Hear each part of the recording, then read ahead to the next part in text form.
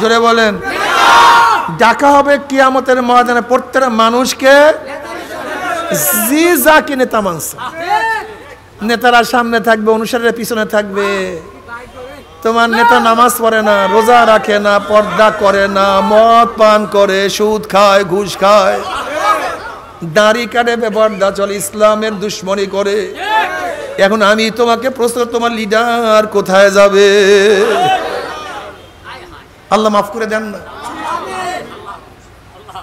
যারা যা কি লিডার মানবা, যারা মাউসুদুন কালমার্স আব্রাহাম লিঙ্কন লিডার মারবা, অমুক তমুক কি লিডার মানবা। লিডাররা সামনে থাকবে, অনুসারীরা পিছনে থাকবে।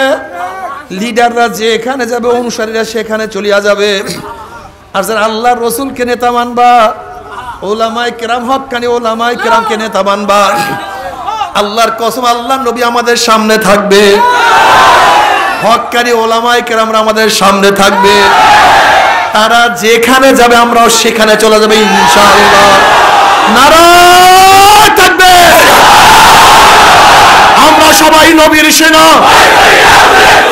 আমরা সবাই রসুল সেনা। আমার নেতা তোমার নেতা, আমার নেতা তোমার নেতা। দেখছেন ওই যারা দাঁড়ায় আছে এরা কিন্তু হাত তুলে স্লোগান দেয় না। ওই যে দাঁড়ায় রয়েছে হাত তুলে শোনেন, আবারও সবাই হাত বান্ধিয়া না, দুই উঁচা করিয়া স্লোগান দেন, আমার নেতা তোমার নেতা, আমরা সবাই নবীর সেনা, আমরা সবাই রসুল সেনা। নারায়ে তাকবীর, নারায়ে তাকবীর।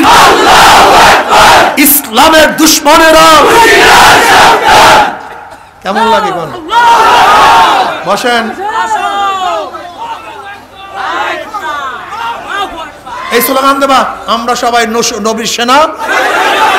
এটা যুবকরা বসাবেন ইনশাআল্লাহ।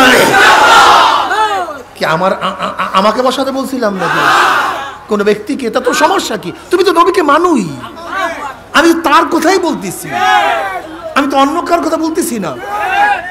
তোমার সমস্যাটা কি? তোমার কলবের মধ্যে শয়তান বাসা বাঁধছে, শয়তান বাসা বাঁধছে। আল্লাহ আমাদের সবার কলবকে সাফ করিয়া দেন। হাজরা আলাইহিস সালাতু ওয়াস সালাম গর্ভবতী হলেন।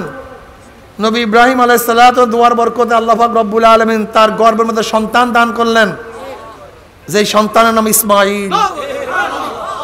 তেগী, সাবের, অবাশশারনাহু ফি গুলামিন হালিম। আল্লাহ পাক ধৈর্যশীল এক গোলামের সন্তানের বিশারাত দান করলেন, যেই সন্তান ধৈর্যশীল হবে। সবরের দাম সবচেয়ে বেশি। ইন্নাল্লাহা মা সাবিরিন, যারা সবর করবা আল্লাহ পাক ওয়াদা করছেন আমি সবরকারীদের সাথে আছি। সবর করবা, সবর। ওয়াতাওয়াসাউ বিল হাক্কি ওয়াতাওয়াসাউ বিস সাবর। যারা সবর করবে সবরের দাম অনেক বেশি, ঠিক না?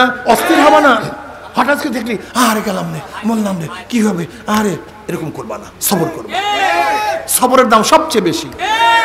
যদি সবর করতে পারো আল্লাহ পাক সমস্ত জিনিসকে ফয়সালা করে দেবেন। ইসমাঈল আলাইহিস সালাতু ওয়াস সালাম যখন একটু বড় হলেন, আল্লাহ পরীক্ষা শুরু করলেন। ইসমাঈলকে জবাই দিতে নিয়ে যাও। প্রশ্ন করছে, আব্বাজান কি করবেন? বলে যাই, চলো।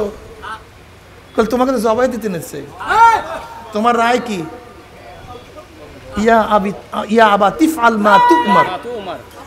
আপনি যা আদিষ্ট হয়েছেন, যা আদিষ্ট হয়েছেন সেই আদিষ্ট অনুযায়ী আমাকে জবাই করে দেন।